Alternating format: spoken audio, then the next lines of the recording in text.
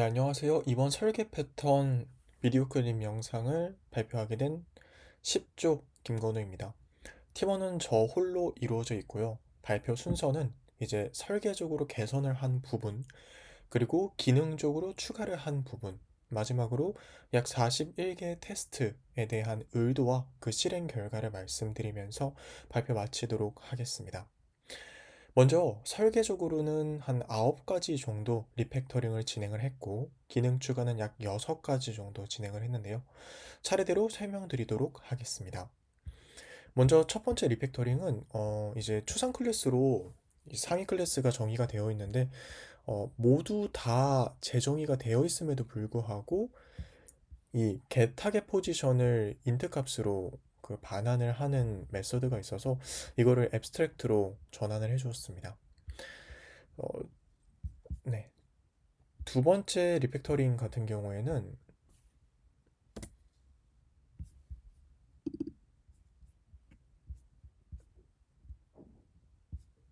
네, 두 번째 리팩터링 같은 경우에는 x랑 y 좌표 자체를 그 포지션이라는 새로운 클래스를 만들어서 응집화했습니다. 그래서 지금 보시면 기존에는 xy 좌표가 그 int라는 배열을 통해서 이제 반환이 되고 있었는데, 포지션이라는 객체로 서로 메시지를 주고받는 형식으로 데이터를 응집성 있게 가지도록 하여서 좌표를 다룰 수 있게 했고요. 특히 이제 같은 좌표인지를 판단하는 로직이나 혹은 이제 그리드 안에 있는지를 판단을 하거나 혹은 이동을 할 때 이 게임 판넬 이외로 이동을 했을 때 예외를 발생시키는 로직 같은 경우에는 애플리케이션 내에서 반복적으로 등장을 하고 있었기 때문에 그런 코드를 포지션이 알 수 있도록 하여 개선을 하도록 하였습니다. 세 번째로 이제 그 렌더링 자체를 다형성을 활용해서 개선을 하고자 했는데요. 문제로 삼았던 점은 바로 이것입니다. 고스트의 상태에 따라서 다른 렌더링 로직이 필요한데, 기존에는 각 스테이트별로 이 부문의 나열을 통해 렌더링 로직을 작성을 하고 있었습니다. 즉, 겁먹는 상태이면 이런 렌더링 로직을 작성하고, 만약에 먹힌 모드이면 이런 그 렌더링 로직을 작성을 하도록 하였는데요. 이런 패턴 같은 경우에는 OCP를 지키지 못한 안티 패턴이라고 생각을 했습니다. 만약 새로운 고스트의 상태가 추가되면 그만큼 이 부문의 무한 나열이 필요해지기 때문입니다. 그렇기 때문에 그 작성자도 고스트 스테이트 내에 각각 렌더링 메서드를 만드는 것이 더 현명했을 수도 있음이라는 주석을 남겨두기도 했는데요. 여기서 착안해서 각 고스트 스테이트별로 렌더 로직을 구현을 하도록 하였습니다. 그래서 추상 클래스에는 이제 기본적인 그 고스트의 이미지를 로드할 수 있도록 이제 진행을 했고요. 반대로 이제 프라이튼 모드나 아니면 각각의 이제 재정의가 필요한 모드에 있어서는 렌더 로직을 다음과 같이 재정의할 수 있도록 하였습니다. 여기에서는 겁먹은 모드 하나를 예시로 들었는데, 뭐 이튼 모드 같은 경우에도 각 스테이트별로 렌더링 로직이 재정의가 되어 있습니다.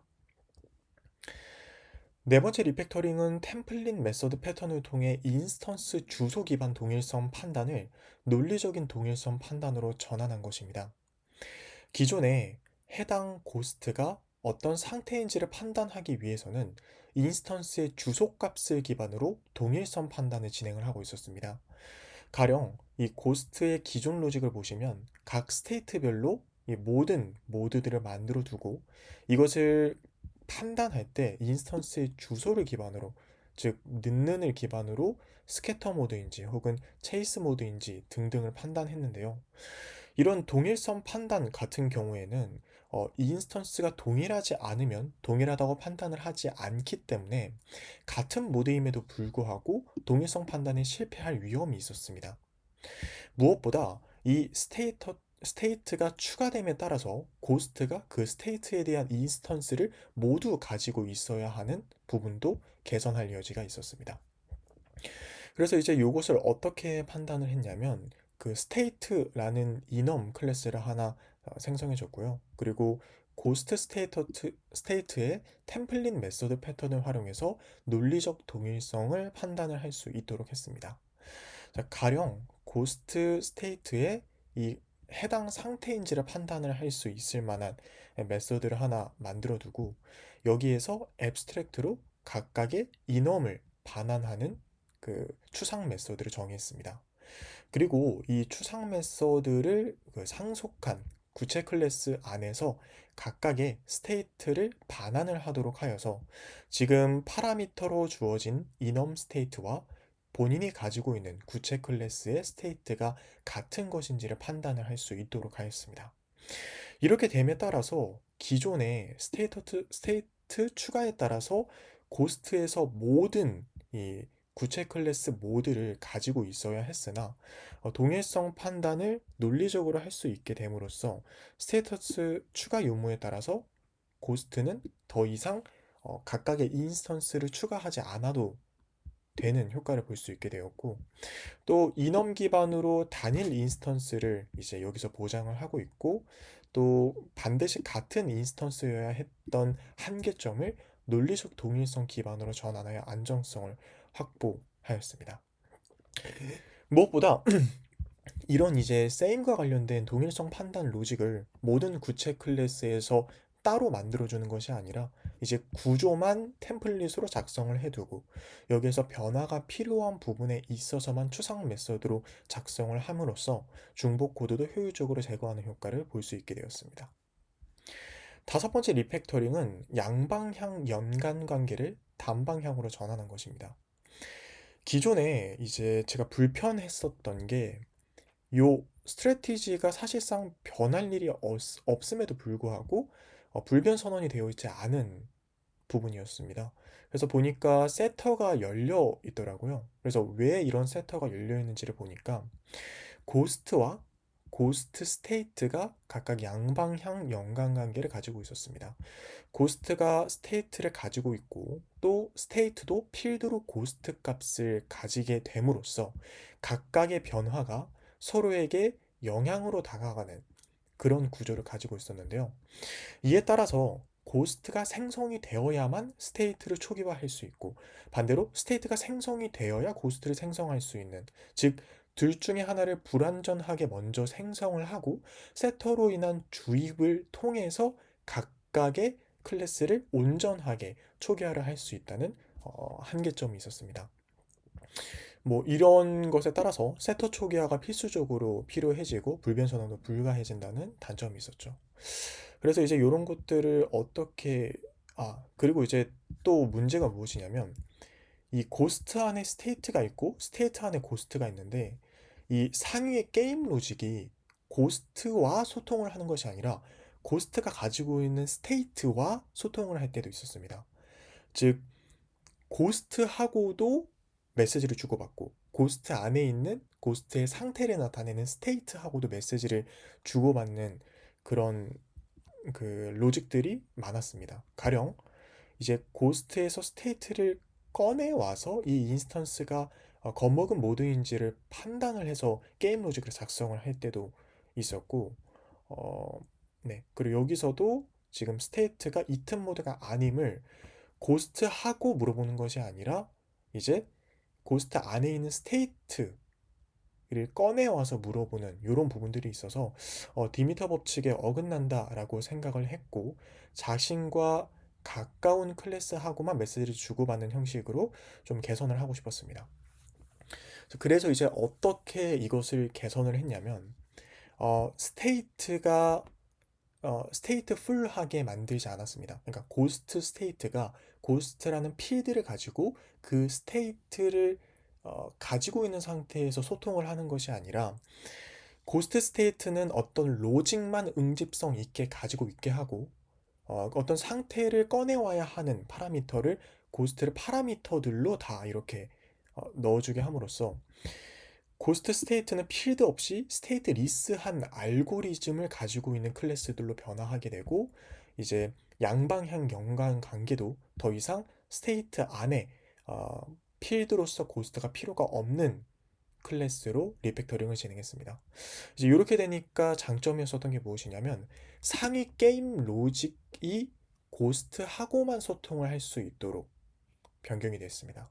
그리고 스테이트에 대한 메시지 전달은 고스트와 스테이트 간에 각각의 인접한 클래스하고만 메시지를 주고받을 수 있도록 이제 리팩터링이 되었고, 또 이렇게 되면서 양방 세터를 제거할 수 있었고 불변성도 보장을 할 수 있게 되었습니다. 지금 그래서 보시면 고스트 클래스의 파이널로 스트래티지 필드가 선언이 되어 있는 모습을 보실 수 있습니다. 다음 리팩터링은 이제 템플릿 메소드 패턴으로 다음 방향을 계산하는 그 중복 코드를 제거하는 것입니다. 자, 기존에 그 고스트가 이동할 다음 방향을 이제 판단을 하는 코드가 추상 클래스와 구현체 간의 중복 코드가 존재를 했었습니다. 지금 보시면 고스트 스테이트라는 상위 클래스에서는 벽 충돌을 무시하지 않고 이제 다음 방향을 계산을 하는 코드가 이렇게 작성이 되어 있었고요. 반대로 이제 이튼 모드거나 혹은 뭐 다른 프라이튼 모드 같은 경우에는 지금 여기서 보시다시피 체크 월 컬리즘에 있어서 어, 벽 충돌을 무시하는 이 하나의 차이만 가지고 있음에도 불구하고 같은 로직이 재정의가 되어 있는 이런 중복 코드가 존재했습니다. 그래서 컴퓨터 넥스트 다이얼 메서드에서 사실상 변인 요소는 유령의 집 벽과의 충돌을 무시하느냐 정도의 차이지만 추상 클래스 고스트 스테이트와 그 구현체인 하우스 모드, 이튼 모드 간의 중복 코드가 각각 발생을 하고 있었습니다. 자, 그래서 이제 이것을 어떤 식으로 구성을 했냐면요. 동일한 코드는 일단 고스트 스테이트의 어, 템플릿으로 두었습니다.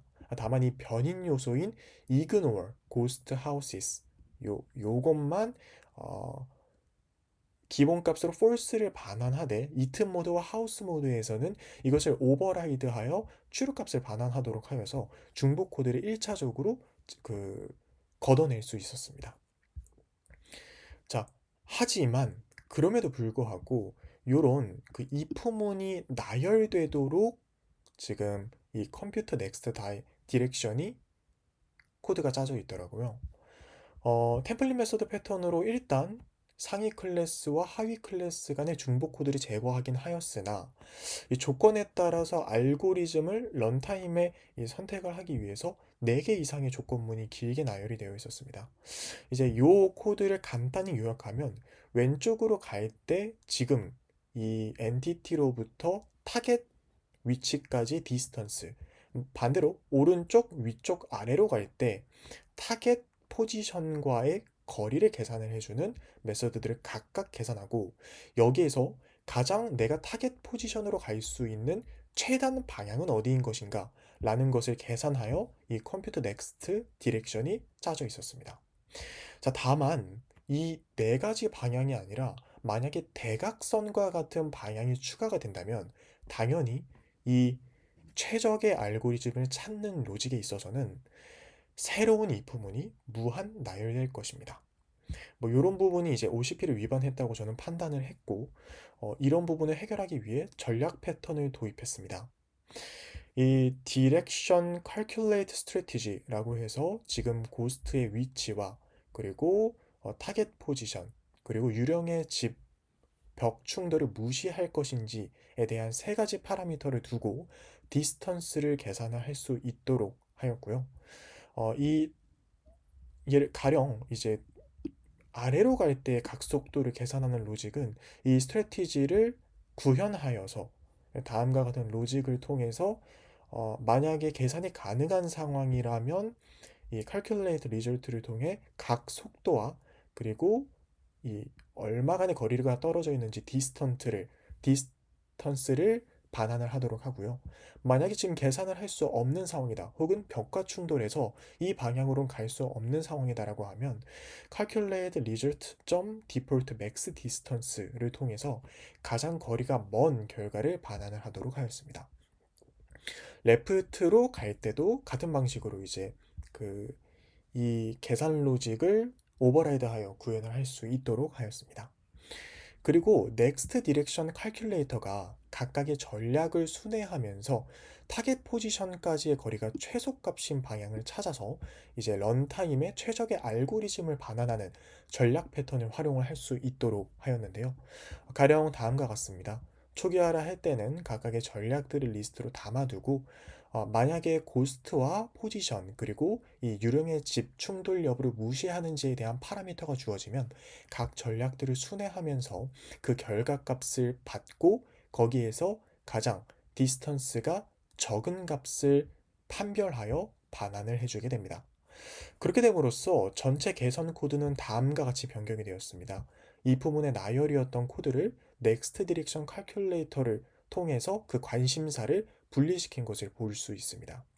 더 이상 고스트 스테이트는 방향별 조건문을 신경 쓸 필요도 없고 다형성을 통해 처리가 가능하게 되었으므로 앞으로 대각선과 같은 새로운 방향에 대한 각속도 계산 로직이 주어진다고 하면 그 디렉션 칼큘레이트 스트래티지를 구현한 하나의 구현체만 추가를 해주면 됩니다.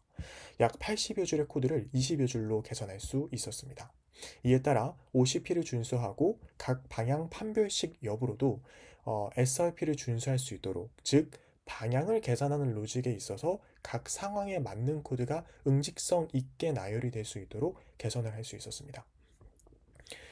여덟 번째 리팩터링은 정보 전문가 패턴을 활용해 좌표 갱신 로직을 이 좌표 객체에 위임을 하게 된 것입니다.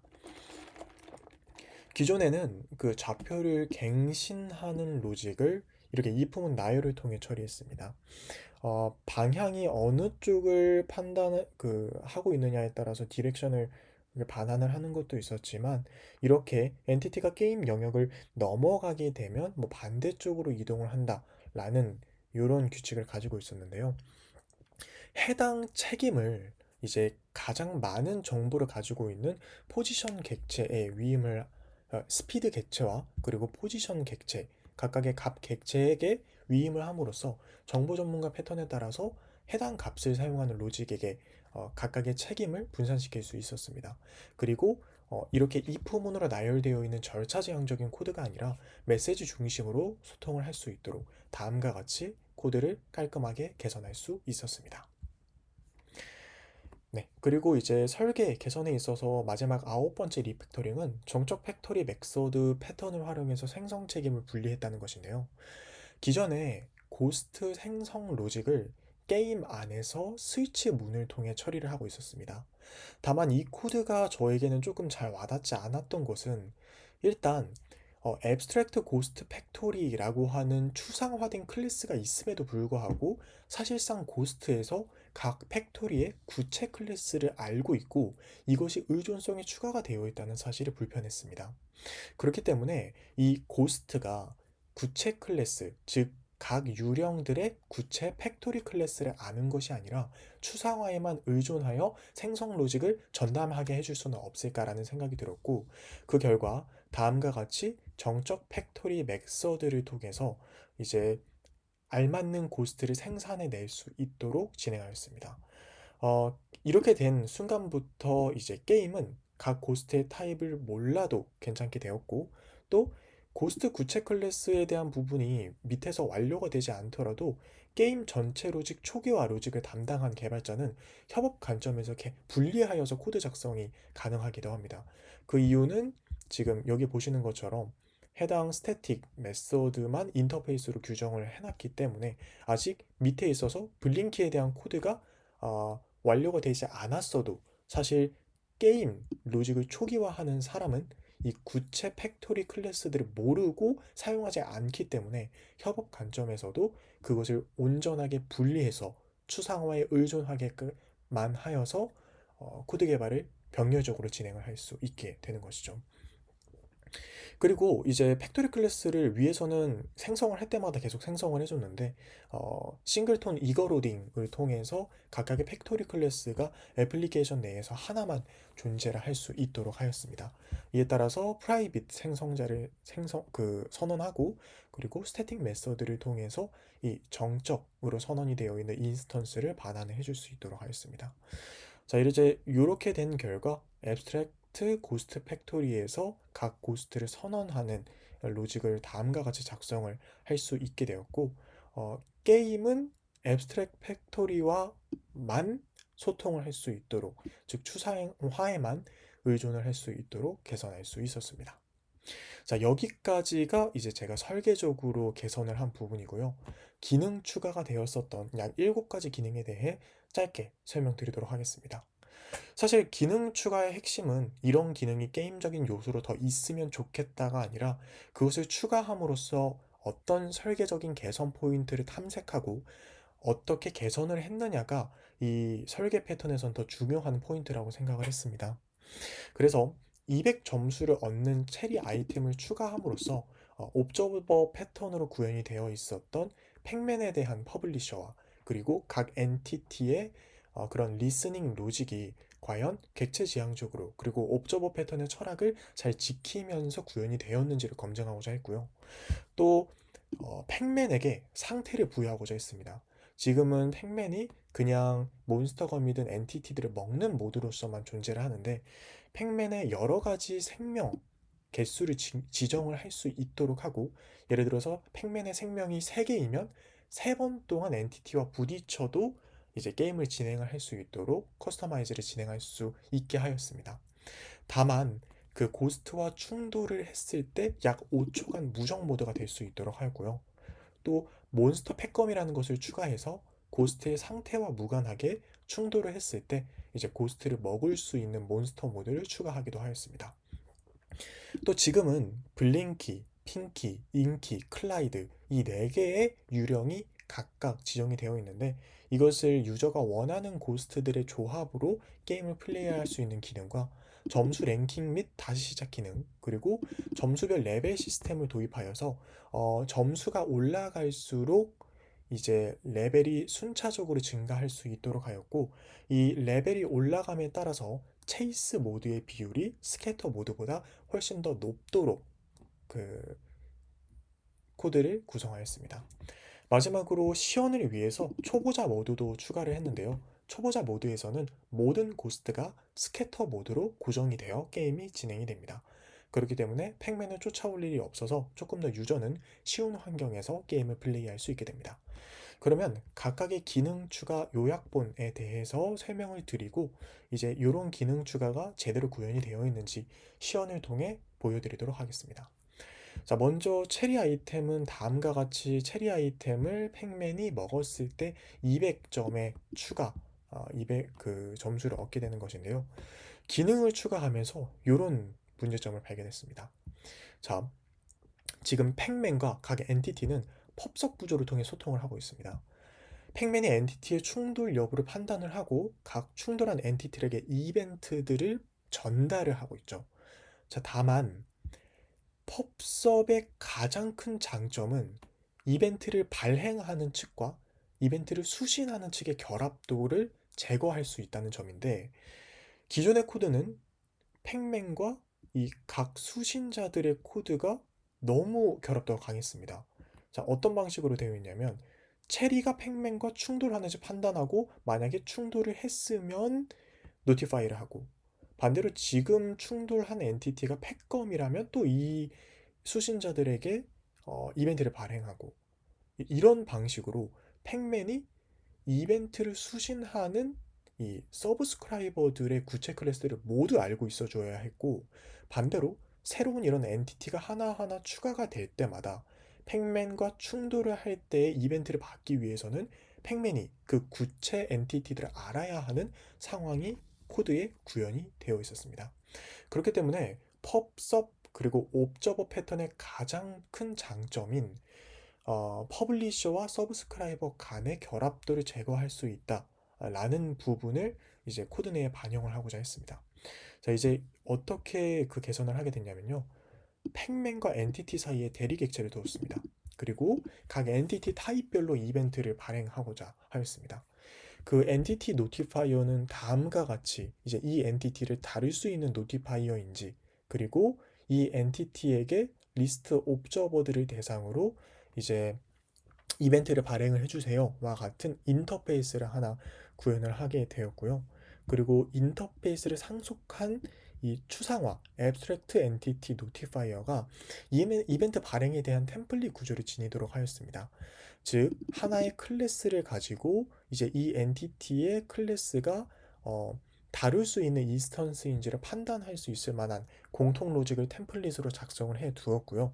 그리고 notify 같은 경우에도 만약에 다룰 수 없다면 런타임 익셉션을 반환을 하고, 만약에 다룰 수 있는 코드라면 notify to observers라는 이제 추상 메서드를 호출을 할 수 있도록 하나의 템플릿을 작성을 해 두었고, 이 추상 메서드를 각각의 구체 클래스가 구현을 하도록 템플릿 메서드 패턴을 활용을 하였습니다. 그래서 각 엔티티에서는 이렇게 notify to observers라고 하는 추상 메서드를 재정의할 수 있도록 하였고요. 그것에 따라서 이 entity notify mapper가 각각의 엔티티들을 리스트로 가지고 있고, 만약에 핸들할 수 있는 로직이라면 핸들할 수 있는 로직이라면 notify를 보내는 식으로 순회를 할 수 있도록 하였습니다. 자, 이렇게 됨으로써 팩맨은 이제 더 이상 각각의 수신자 클래스를 알 필요가 없어졌습니다.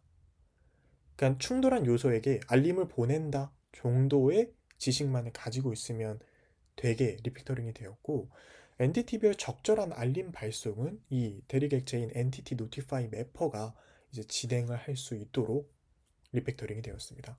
자, 그것에 따라서 업데이트 로징은 앞서 이 포문의 나열이었던 것과 다르게 다음과 같이 변했습니다. 팩맨과 이제 그 충돌을 했을 때 이벤트를 수신하여야 할 엔티티들은 추상 계층에 의존하여 소통을 할 수 있도록 되었습니다. 그리고 기존에는 각 엔티티 클래스별로 혹시 충돌한 클래스가 이것이니? 그러면 이벤트 발행해줘. 그러면 혹시 이 클래스야? 이런 식으로 각각의 구체 클래스를 팩맨이 충돌 여부를 확인하고 이벤트를 발행해 주었었던 것에 비해서, 지금은 충돌한 클래스들을 모두 한꺼번에 이렇게 가지고 오고, 그 충돌 클래스별로 각각 알맞는 이벤트가 발송이 되는 로직을 한 번에 이제 조회하여 한 번에 이벤트를 발행하는 식으로 성능을 개선을 할 수 있었습니다. 자, 이제 그렇게 되다 보니까 퍼블리셔였었던 수젯 인터페이스 같은 경우에도 지금과 같이 각 팩검, 체리이튼, 슈퍼팩검과 같이 각각의 구체 클래스별로 인터페이스를 가졌어야 하는 것과 별개로 이제는 옵저버를 등록하고 옵저버를 삭제한다 정도의 인터페이스로 추각이 되는 결과도 네, 개선을 할 수 있었습니다. 자, 여기까지가 이제 체리를 추가하면서 제가 추가적으로 진행을 했었던 리팩터링이고, 두 번째, 세 번째는 이제 몬스터 모드를 추가하는 것입니다. 몬스터 모드는 팩맨이 초록색의 몬스터 팩검을 먹었을 때 10초간 전환이 되고요. 고스트의 상태에 상관없이 이 고스트를 먹을 수 있습니다. 다음과 같이 몬스터 팩검을 먹으면 지금 이 고스트가 겁먹은 모드가 아님에도 불구하고 이렇게 이튼 모드로 전환이 되게 되고, 몬스터 모드에서는 초록색과 노란색이 번쩍번쩍이면서 각각 반복되는 모습을 뷰에 표시되도록 하였습니다. 또 이제 팩맨의 생명을 다음과 같이 지정을 할 수 있도록 하였고요. 만약 이렇게 그 고스트와 충돌을 했을 때 라이프가 하나가 깎이게 되고 5초간 무적 모드가 되어서 이때는 고스트와 충돌을 하더라도 생명이 더 깎이지 않도록 하였습니다.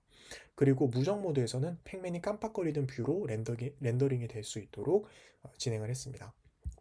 자, 이렇게 이제 몬스터 모드와 그 무적 모드가 추가가 되다 보니까 문제가 되었었던 것은 팩맨의 상태가 생겨 버렸습니다. 이제 노말 모드 하나만 있는 게 아니라 몬스터 모드와 간 모드, 무적 모드, 그리고 일반 모드, 이렇게 세 가지 상태로 팩맨이 존재를 할 수가 있게 된 것이죠. 자, 그리고 몬스터 모드의 지속 시간은 10초였고 무적 모드의 지속 시간은 5초였습니다. 그것을 이제 그 팩맨의 필드로서 다루려고 하니까 내부로직이 좀 복잡해지는 부분이 생기더라고요. 다음과 같이 뭐 몬스터 모드를 불리한 값, 그리고 처음에는 타이머 필드로 관리를 했는데 어 이제 모드가 추가가 될 때마다 이 부분의 나열이 계속해서 반복이 되었습니다. 또 뷰 렌더링 로직도 각각 달라지게 됨으로써 만약에 무적 모드일 때 혹은 일반 모드일 때 아니면 몬스터 모드일 때 이제 이런 부분에 있어서 각 조건문 분기가 과도하게 생긴다는 문제가 있었습니다. 자, 그래서 이것을 상태 패턴을 활용해 개선했습니다. 뷰 렌더링 로직을 각 상태가 가질 수 있도록 다양성을 통해 이제 처리를 하게 된 것인데요. 몬스터 모드 같은 경우에는 다음과 같이 렌더링 로직을 각각 가질 수 있도록, 그리고 무적 모드도 각 렌더링 로직을 가질 수 있도록 응집성 있게 각 상태별로 렌더링 로직을 관리했습니다. 또 업데이트 함수를 통해서 각 상태 이전을 어, 스테이트별로 그 시간이 다 됐으면 일반 모드로 자동으로 전환이 될 수 있도록 하였습니다. 기존의 고스트 같은 경우에는 명시적으로 is time over라는 인터페이스를 호출을 함으로써 상태를 전환시킬 수 있도록 하였는데요. 업데이트 같은 경우에는 이제 업데이트가 호출될 때마다 팩맨의 상태 같은 경우에는 업데이트 메서드를 만들어서 업데이트가 호출이 될 때마다 타이머를 일씩 증가시키고 그 타이머가 각각 10초 그리고 5초가 됐을 때 일반 모드로 다음의 상태를 반환을 해줄 수 있는 식으로 그 타이머를 상태가 직접적으로 가지고 있을 수 있도록 하였습니다. 자, 가령 지금 몬스터 모드에서는 아직 10초가 안 지났다면 몬스터 모드를 그대로 이제 반환을 하고 시간이 초과가 되었을 때는 다시 노말 모드를 이렇게 반환을 할 수 있도록 하고요. 무적 모드 같은 경우에도 필드로 간 모드 타이머를 가지고 있고 업데이트가 호출이 될 때마다 타이머를 일씩 증가시키되 5초가 넘었다면 노말 모드로 다시 변경을 할 수 있도록 다음의 상태 값을 업데이트 할 수 있도록 상태 패턴을 만들어 주었습니다. 자, 그렇게 됨으로써 이제 팩맨은 각각의 상태가 어느 정도의 시간을 지속되어야 하는지에 대한 관심을 가지지 않아도 되도록 코드가 개선되었습니다. 각 스테이트가 몇 초의 지속 시간을 갖는지 클래스별로 이제 알고 있으면 되고, 팩맨 같은 경우에는 프레임 업데이트가 될 때마다 스테이트의 업데이트 함수를 호출을 해줌으로써 다음 스테이트를 받는 식으로 이제 추상화된 팩맨 스테이트에만 의존을 할 수 있게 코드가 개선이 되었습니다. 그리고 지금 이벤트를 발행을 하는 로직도 모든 충돌 객체를 가지고 오고 엔티티 노티파이 매퍼를 통해서 각 충돌 객체에 맞는 노티파이 메서드가 호출이 되도록 이제 다음과 같이 짧은 코드로 리팩터링을 할 수 있게 되었습니다. 자, 그리고 네 번째부터는 이제 기능 설계의 개선보다는 단순 기능 추가에 대한 부분이 많아서 쭉쭉 기능 추가가 된 부분 말씀드리도록 하겠습니다. 네 번째 기능 추가는 원하는 고스트를 커스터마이즈 할 수 있는 기능인데요. 다음과 같이 원하는 고스트들을 1, 2, 3, 4로 해서 이렇게 그 선택을 할 수 있게 하였습니다.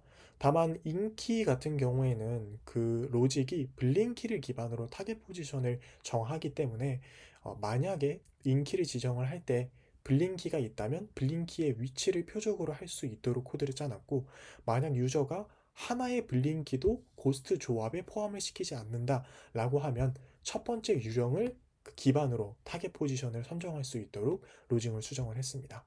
그래서 블링키를 다 정하게 되면 다음과 같이 게임을 실행을 할 수 있게 됩니다. 그리고 게임이 끝났을 때 랭킹을 통해서 본인의 점수를 이렇게 저장을 할 수 있도록 하였고요. 다만 UTF-8 기반으로 빌드가 되어 있기 때문에 한글 같은 경우에는 오동작이 되어서 영어 이름만 받을 수 있도록 유효성 검사를 진행을 하였습니다. 상위 10개까지 점수가 저장이 되고 남은 생명이 있다면 하나의 생명당 200점을 추가하여 받을 수 있도록 되었습니다. 또 다시 시작을 클릭하면 게임을 처음부터 다시 시작할 수 있고, 종료를 클릭하면 그대로 게임이 종료가 됩니다. 그리고 여섯 번째 기능 추가로 레벨 및 초보자 시스템을 추가하였는데요. 이렇게 1000점 간격으로 각 체이스 모드에 대한 시간과 스캐터 모드에 대한 시간을 지정해 놓았습니다. 그래서 1000점 이하일 그 1000점 이하일 경우에는 20초간 체이스 모드 그리고 5초간 분산 모드가 진행이 되고요. 레벨이 올라갈수록 추적 모드의 시간은 점차 길어지고 스캐터 모드의 시간은 점차 줄어드는 방식으로 진행을 하였습니다. 그래서 지금 이렇게 매핑을 통해서 게임 스코어를 받아서 알맞는 레벨을 반환을 할 수 있도록 지정하였습니다. 네. 그래서 레벨이 올라감에 따라 체이스 시간이 이렇게 길어지는 모습을 볼 수 있고, 지금은 3000점 이상이기 때문에 레벨 4가 되어서 사실상 체이스 모드로만 유령들이 추적을 하고 있는 모습을 볼 수 있습니다. 그리고 여기서 유령이 3개인 이유는 프레임이 겹쳐서 같은 유령이 하나의 유령처럼 보이는 현상 때문에 그렇다는 점 말씀드리겠습니다. 그리고 초보자 모드도 사실 시연을 위해 추가를 했습니다. 1, 2, 3, 4 유령이 각각의 꼭지점을 기반으로 이렇게 스캐터 모드에서의 타겟 포지션을 가지게 되는데요. 조금 더 원활한 시연을 위해서 초보자 모드를 실행을 했을 때는 유령이 체이스 모드 없이 분산 모드로만 고정이 돼서 게임을 플레이할 수 있도록 지정을 했습니다. 그리고 그렇게 되었을 경우에 레벨은 비기너 모드로 현출이 됩니다. 자, 여기까지 이제 테스트 이전에 제 기능 추가 사항을 말씀을 드렸고요. 그러면 실제 게임 시연을 통해서 이제 음, 제대로 기능 추가된 부분들이 동작하는지 그리고 기존에 있는 그 게임 로직들은 잘 동작하는지를 한번 보여드리도록 하겠습니다. 자, 일단 이제 다음과 같은 설정에서 조금 더 어, 좋은 시연을 위해 스캐터 그 초보자 모드로 유령의 스캐터 모드가 고정된 상태로 1차 시연 실행해 보도록 하겠습니다. 자, 지금 게임 화면이 모두 뜬 상황이고 팩맨이 이동함에 따라서 만약에 팩검을 먹었을 때 이렇게 프리튼 모드로 진행이 됩니다. 그리고 유령을 자, 다시 해보겠습니다. 유령을 먹으면 이렇게 이튼 모드로 전환이 되는 것을 보실 수 있고 또 팩검을 먹는 것도 이렇게 잘 기존 기능이 구현이 된 것을 볼 수 있습니다. 자, 그리고 이제 체리를 먹으면 200점의 추가가 점수가 올라간다는 기능 추가 1번에 대해서 시연을 해보겠습니다. 지금 2030점이고 이렇게 2230점이 되신 모습을 볼 수 있습니다. 그리고 이제 팩맨이 만약에 고스트와 충돌할 시 5초간 무적 모드에 들어가는 기능 추가가 된 모습을 보여드리면 자, 다음과 같이 이렇게 깜빡이면서 현출이 되게 되고 이때 고스트와 다시 충돌을 하더라도 무적 모드이기 때문에 생명이 깎이지 않는 모습을 보실 수 있습니다. 그래서 다시 한번 보여드리면 다음과 같이 깜빡이면서 현출이 되고 이때 다시 핑키와 충돌을 해도 라이프가 8에서 깎이지 않는 모습을 보실 수 있습니다. 자, 그리고 지금 비기너 모드이기 때문에 각각 그 스캐터 모드가 그 지정이 돼서 각 꼭지점에 이렇게 타겟 포지션을 잡고 계속해서 같은 루트를 고스트들이 순회를 하는 모습을 보실 수가 있고요. 자, 그리고 네, 여기 있는 팩검들 다 모두 먹어보겠습니다.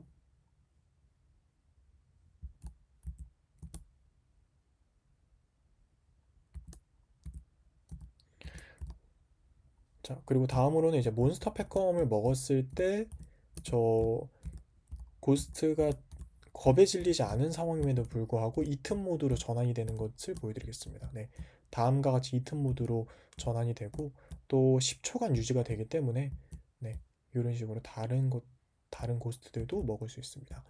자, 그리고 지금 5700점인데 제가 이 상황에서 모든 팩검을 먹게 되면 이렇게 게임이 끝나게 되고요. 그리고 남은 라이프 5개가 각 200점으로 산환이 돼서 6720점으로 이제 점수가 출력이 된 것을 볼 수 있습니다. 그래서 일단 한글은 UTF-8 기반이기 때문에 저장을 하면 유효성 검사를 통해 좀 걸러낼 수 있도록 하였고 첫 번째 시도인 만큼 다음과 같이 저장을 하도록 하겠습니다. 그리고 다시 시작을 누르면 이제 원하는 설정에 따라서 다시 게임을 시작을 할 수 있게 됩니다. 이번에는 좀 그 핀키를 더 많이 해보겠습니다. 그래서 생명 개수는 똑같이 최대 이제 1개에서 10개까지로 설정해 놨기 때문에 10개로 지정을 하고 게임 시작해 보겠습니다. 자, 이번에 시연을 해드릴 것은 이제 라이프가 모두 다 됐을 때 게임이 종료가 되느냐, 그리고 지금 비기너 모드로 지정이 돼서 다시 한번 게임 실행해 보겠습니다. 상태값을 들고 있는 것 같은데 한번 핀키로 실행해 보겠습니다. 자, 이번에 시연을 해드릴 것은 네, 이렇게 레벨 1부터 시작을 하고 1000점이 그 올라감에 따라서 음, 레벨이 순차적으로 증가를 하는 그 현출이 되는 모습을 보여드릴 거고, 라이프가 모두 다 됐을 때 게임이 정상적으로 종료가 되는지를 한번 실행해 보겠습니다. 자, 지금 800점 넘어서 1000점이 된 순간 레벨 2로 전환이 되는 것을 보실 수 있고, 여기서 그리고 2000점 됨에 따라서 레벨 3로 전환이 되는 모습을 볼 수 있습니다. 총 레벨 4까지 있고요. 자, 이렇게 네, 레벨 4에서 고정이 된 모습을 볼 수 있고, 이제는 모든 팩맨이 체이스 모드가 되어서 사실상 스캐터가 없는 모드로 레벨 4를 진행을 하게 됩니다. 그리고 라이프가 2개 있기 때문에 일단 요 네, 이렇게 라이프가 모두 다르면 네, 게임이 종료가 됩니다. 그리고 저장을 시킬 수 있고 다시 한번 게임 시작을 해보겠습니다. 이번에는 생명 하나로 빠르게 게임 끝내볼 수 있도록 하겠습니다.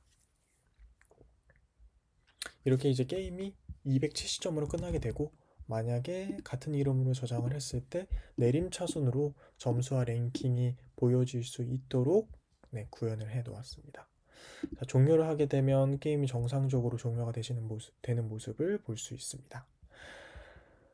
마지막으로 테스트 관련해서 좀 설명드리면서 네, 그 설명 영상 마치도록 하겠습니다.